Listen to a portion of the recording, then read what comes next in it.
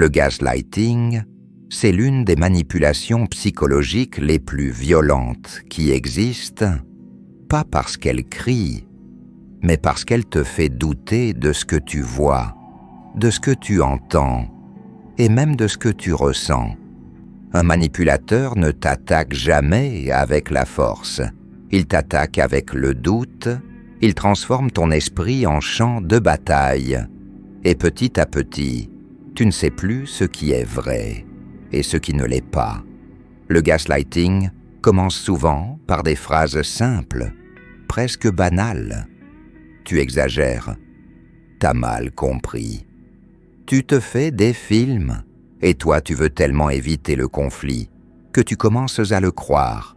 Tu te dis que c'est toi le problème, que tu es trop sensible, que tu te trompes, que ta mémoire est mauvaise. Tu t'excuses même quand tu n'as rien fait.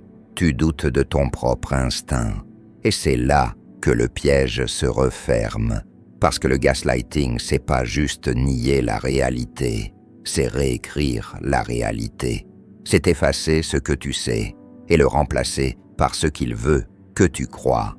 Il fait du mensonge une vérité, et de ta vérité, un mensonge. Il brise ton esprit sans jamais lever la main. Avec le temps, tu deviens un fantôme dans ta propre vie. Tu marches sur des œufs, tu surveilles chacun de tes mots. Tu as peur de réagir, peur de penser, peur de sentir. Tu deviens ton propre bourreau parce qu'il t'a appris à douter de toi-même. Et le plus cruel, c'est que le gaslighting te coupe de la seule chose qui pouvait te sauver, ta confiance intérieure, ton intuition, ton instinct. Il t'enferme dans une dépendance mentale où tu ne sais plus qui tu es, jusqu'à ce qu'il te définisse entièrement.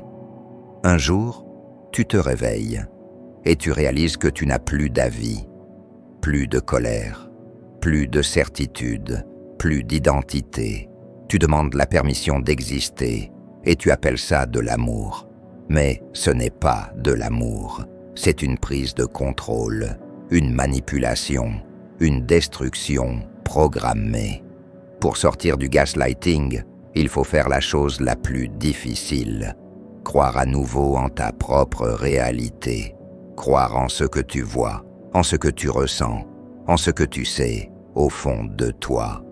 Il faut réapprendre à te faire confiance, à poser des limites, à refuser l'inacceptable et à reconnaître les gens qui utilisent ton doute comme une arme. Parce que la vérité, c'est ça.